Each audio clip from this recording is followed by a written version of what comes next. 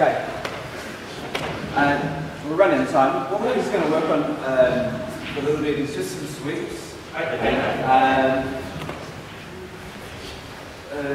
guess sweeps should come with a warning. You know, the FBI warning at the start of the movie.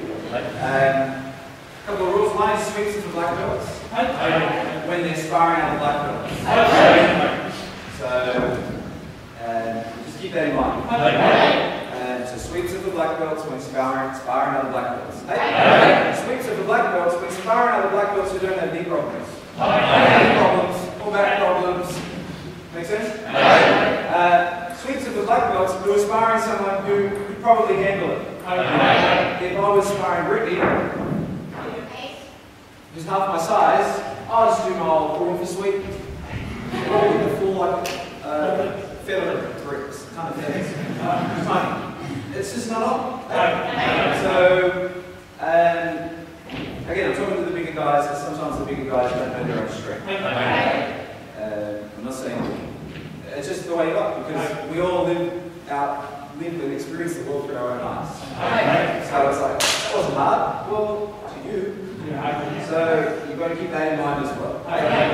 So always be very mindful of that. Two is you don't necessarily want to put people on the ground. You can practice a sweep without putting somebody on the ground. Just like we practice elbows and basics, but we don't do it in kumset. Range of dances. So you can practice sweeps without putting people on the ground, and you realise you just give it that extra bit bigger, just like we give that extra bit bigger in real life. So you just got to keep that in mind. And this is not necessarily the next thing I'm about to say a GKR rule, it's just my rule for the dojo, is that when people want to sweep, they come up and they talk to me about sweeping. So unless I've given, since I had an approval to sweep in my classes, he doesn't sweep in my classes. So he might come up and say, Sensei, I'd like to start sweeping, I've been working on it. I'm not. I think I want to start sweeping. That's good. I've been working on it. And I'll say, do some sweeps. And he kicks me up here, he kicks me up here, and go back to work.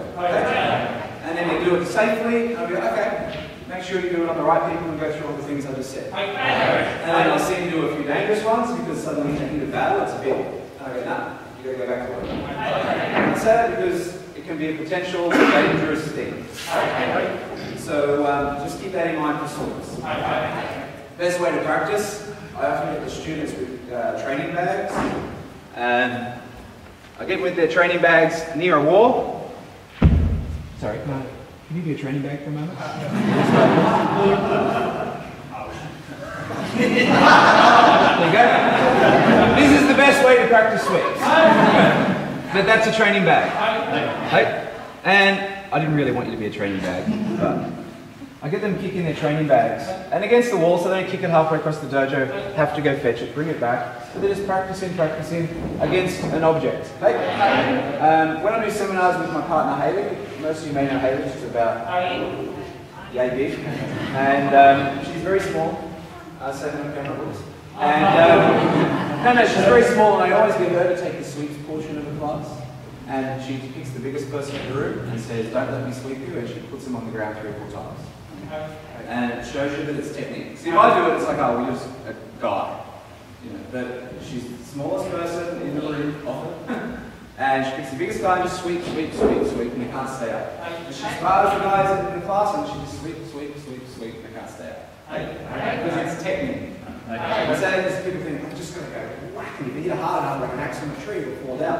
It's not like that, it's a technical thing. And it's something that you have to invest in. So you're like, come on, I want to get into the sweeps already. You're not going to get to that. The best thing is, they'll teach you how to finish.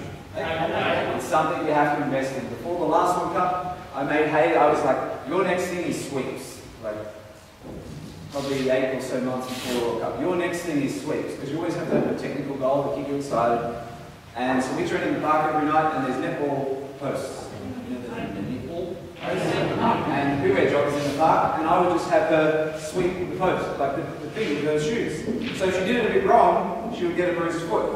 Because if you're like that, your shoe protects you. Follow? That, your shoe doesn't protect you. And I'm talking weeks and weeks, you'd be like, it's just a waste of time. I can't sweep. And I would just say, honestly, shut up and keep doing it. And then a month later, she's like, oh, I swapped one of the girls tonight. You know, 2 months later, 3 months later, but after about 6 months, she spars her brother and puts him on the ground. You know, what do you think about that? It's a good thing. It's an investment. For that 6 months, and we train in the park 3 or 4 nights a week, for a few hours at a time. We don't just do sweeps, but hours and hours and hours of sweeping, sweeping, sweeping. So one of the best ways, again, is you can just go at home, put a training bag against a wall. You can't do a shoe because you've got to go just above the shoe.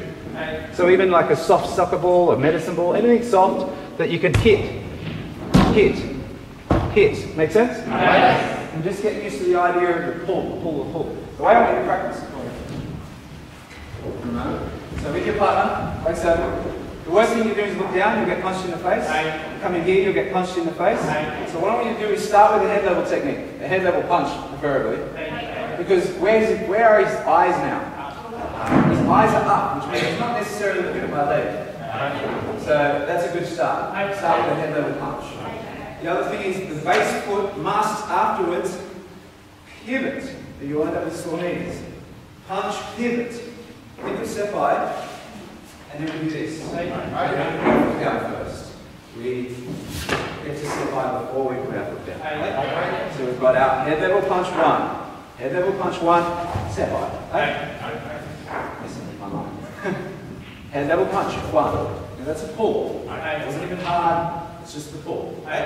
This is the easiest sweep. There's lots of different sweeps. This is the easiest one. The one everyone should start. And the reason why I really love sweeps is because in real life, I would probably never do a head kick.